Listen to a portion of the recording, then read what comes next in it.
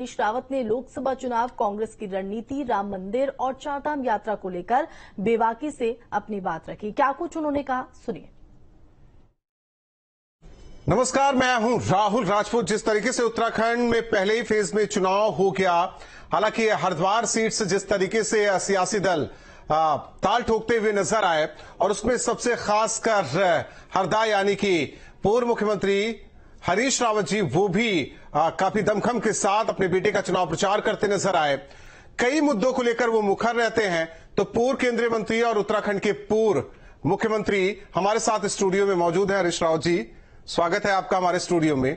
सवाल पहला कि हरिद्वार में आप अपने बेटे के लिए प्रचार करते नजर आए, फिर कहीं दिखे नहीं। अब अचानक आप हरियाणा भी पहुंचे और दिल्ली भी पहुंचे, मतलब केंद्रीय नेतृत्व से नहीं कहा गया या फिर स्वास्थ्य नहीं अच्छा है? देखिए, बेटे नहीं बल्कि एक कांग्रेस कार्यकर्ता जो 25 साल से कांग्रेस का काम कर रहा है और लगभग 15 साल से हरिद्वार के लिए समर्पित भाव से काम कर रहा है, उसके साथ उसके लिए कैंपेन किया।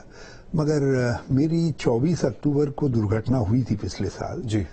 उसके बाद पसलियां और पीछे रीढ़ की हड्डी में जो फ्रैक्चर आया था, वो थोड़ा सा इस इलेक्शन कैंपेन के दिनों में फिर से रीइमर्ज कर गए और कुछ स्थितियां बिगड़ गई। तो मुझे कुछ उसको ठीक करने में, व्यवस्थित करने में समय लगा। और जैसे ही थोड़ा सा मुझे लगा कि अब मैं चल फिर सकता हूं, तो फिर मैं दिल्ली में फिर पार्टी के लिए समर्पित हो गया। मैंने कहा मैं हाजिर हूं। एक आपका बयान आया था कि कांग्रेस सुस्त हो गई, उसका संदर्भ क्या था? मैंने एक नॉर्मल सेंस में कहा, चुनाव के प्रारंभिक दौर में जिस तरीके से हमको चैलेंज को लेना चाहिए जी, तो उस तरीके से हम ले नहीं रहे थे। और विशेष तौर पर जो मेरी स्थिति के हमारे राहुल जी, खड़गे जी और दूसरे लोग, वो तो बेचारे रात दिन काम कर रहे हैं, रात दिन खप रहे थे। लेकिन हरीश रावत उतनी मेहनत नहीं कर रहा था। मुझे से मेरे दूसरे साथी उतनी मेहनत करते हुए नहीं दिखाई दे रहे थे। जो एक करो और मरो की स्थिति का संदेश जाना चाहिए था और वो नहीं जा रहा था। इसलिए मैंने कहा कि कांग्रेस थोड़ा सुस्त हो गई है और उस सुस्ती को दूर करने का काम हमारे जो अलायंस पार्टनर हैं वो कर रहे हैं। मैंने उनकी मीटिंग में कहा, मैंने कहा यहाँ जो दिखाई दे रहा है वो ये है कि गवाह चुस्त और मुद्दई सुस्त। मैंने कहा हम लोग धीरे धीरे आ रहे हैं और हमारे अलायंस के पार्टनर्स जो हैं, जिनको हमको सपोर्ट करना है, यहाँ 5 सीटों पे हम लड़ रहे थे, कांग्रेस लड़ रही थी। मैंने कहा कांग्रेस को पहले दिखाई देना चाहिए था और दिखाई पहले जो है हमारे अलायंस के पार्टनर। तो वो दोनों बातें थी। एक तो जो स्टेटमेंट ऑफ फैक्ट था वो कहा, और दूसरा जो है मेरे मन में ये भाव था कि नहीं, हम जिस तरीके से इस चुनाव को लेना चाहिए उतनी गंभीरता से ले नहीं रहे। एक सवाल ये कि 5 लोकसभा सीट, हालांकि पहले फेज में उत्तराखंड में चुनाव हुआ, तो उम्मीद क्या करें? देखिए, प्रारंभ में जिस तरीके से भाजपा ने माहौल बना रखा था, वो कहते थे वॉक ओवर 5 सीटों पर, और ये कहते थे कि जो है हम 5 लाख से ऊपर से प्रत्येक सीट को जीतने हैं। और आज भाजपा जो है अब गिन रही है कि भाई हमको ज्यादा मिलेंगे सीटें या कांग्रेस को ज्यादा मिलेंगी।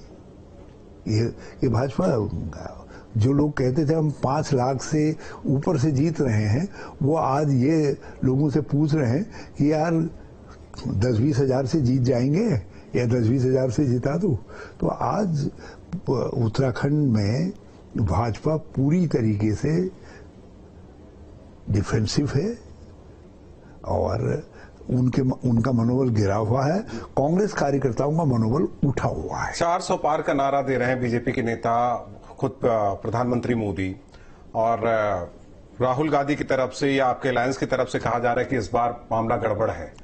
तो सवाल इस बात को लेकर है कि एक तरफ आप लोग कह रहे हैं कि संविधान बचाने की लड़ाई है और उधर वो कह रहे हैं कि अपने परिवार की वो सीट बचा ले जाए, वही बहुत बेहतर है। वो कुछ भी कहें, लेकिन सत्यता ये है, जब ये 400 के पार कह रहे थे तो उस समय जो कॉमन मैन था जी, जो मजदूरी कर रहा है, सड़क में पत्थर तोड़ रहा है, जो खेत में काम कर रहा है, पानी लगा रहा है, जो व्यक्ति कहीं रेहड़ी पटरी लगा रहा है, वो कहता था अच्छा 400 के पार, तुमको 400 के पार चाहिए, तुमको सरकार नहीं चाहिए, तुमको किसी विशेष मकसद से 400 के पार चाहिए, और आओ देखेंगे हम करेंगे तुमको तड़ी पार। जो ये तड़ी पार करने का लोगों का इरादा था, मुझे लग रहा है लोगों ने उसको सार्थक कर दिया है। अभी तक जितने राउंड हुए हैं, पहले राउंड में आवाजें बहुत स्पष्ट नहीं सुनाई दे रही थी, लेकिन दूसरे राउंड से बदलाव की आवाजें बिल्कुल स्पष्ट सुनाई देने लगी हैं, और लोगों ने इस बात को देखा कि किसानों को किस तरीके से दबा दिया गया पंजाब के। तो ये सब चीजें जो है लोगों के मानस में असर की, और वो वर्ग निकल करके आया। और एक और वर्ग भी आया जिसने कहा नहीं, ये 400 के पार एक एरोगेंस को सिद्ध करता है, लोकतंत्र पर जिसका विश्वास नहीं है वही इस तरीके के बहुमत की कल्पना कर सकते हैं। नहीं तो देश के किसी प्रधानमंत्री ने आज तक ये नहीं कहा कि मुझे 400 के पार दो बहुमत। ईडी, इनकम टैक्स और सीबीआई का दुरुपयोग आदि आदि सब बातों ने एक अच्छे खासे प्रबुद्ध वर्ग का वोट भी इस समय बदलाव के लिए जोड़ा है। एक आरोप लगता है कि मुसलमानों की राजनीति करती है कांग्रेस, और जो आपके घोषणा पत्र में चीजें आई हैं उसको बीजेपी गिनवा रही है कि कल को गठबंधन की सरकार आती है तो आपकी प्रॉपर्टी छीन ली जाएगी, वो बांट दी जाएगी, मंगलसूत्र, शहजादे, इस तरीके की बयानबाजी, पाकिस्तान, हिंदुस्तान। देखिए, प्रधानमंत्री जी के इसी मुख से ये सारे शब्द निकले। अब जब प्रधानमंत्री ये कहने लग जाए कि तुम्हारी 2 भैंसों में से एक भैंस को मुसलमान को दे देंगे, तो राजनीतिक स्तर कहां ले आए आप फिर से, जब आपके पास शब्द नहीं है, आप एक विजन दिखाते 3rd फेज के अंदर, कहते मैं ये भारत बनाऊंगा और इन वर्गों के कल्याण के लिए इस तरीके से काम करूंगा। आप उसके बजाय तू मैं की पॉलिटिक्स में आ गए, और अनंतोगत्वा जो है, आप किसी की भैंस खोल करके दूसरे को देने की बात करने लगे, औरतों से कहने लगे आपका मंगलसूत्र, क्योंकि हिंदू महिला के लिए वो बड़ा पवित्र वो है, उनसे कहने लगे ये मंगलसूत्र छीन करके आपसे किसी अपने चहेते वर्ग के लोगों को दे देगी कांग्रेस जो है। तो लोगों को ये अटपटी बातें लगी और लोगों को अच्छा नहीं लगा, और देश ने इसके खिलाफ, बल्कि प्रधानमंत्री जी की बौखलाहट इससे जाहिर हुई, जो गंभीरता प्रधानमंत्री जी के शब्दों में होनी चाहिए थी, जो विजन दिखाई देना चाहता, वो लोगों को नहीं दिखाई दिया।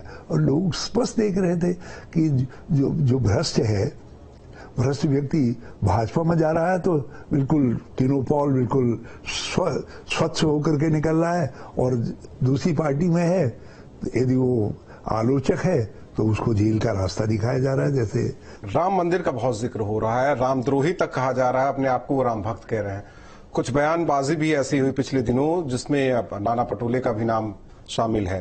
तो ऐसे में जिस एग्रेशन के साथ कांग्रेस लड़ना चाहती है, कुछ नेता हैं जो बयानबाजी कर देते हैं, उसमें कहा जाता है कि हम हिंदुत्व की राजनीति ना करें। देखिए, हम एक लोकतांत्रिक पार्टी है, उसके अंदर बहुत सारे लोग कभी कभी कुछ बातें कर देते हैं, लेकिन जो पार्टी का कंसिडर्ड व्यू है वो बिल्कुल साफ है कि अयोध्या में राम मंदिर बनना ही चाहिए था, और बना। सुप्रीम कोर्ट की राय आई, सुप्रीम कोर्ट ने एक सर्वसम्मत निर्णय दिया, पूरे देश ने उसका स्वागत किया, जिसमें हिंदू भी सम्मिलित है, मुसलमान भी सम्मिलित है। और हमारा मानना है जिस दिन वो सर्वसम्मत जजमेंट आया उसी दिन राम मंदिर अस्तित्व में आ गया। बाकी तो सारी फॉर्मेलिटीज ये सब वो हैं, और उसका राजनीतिकरण करने का जो प्रयास भाजपा ने किया लोगों को पसंद नहीं आया।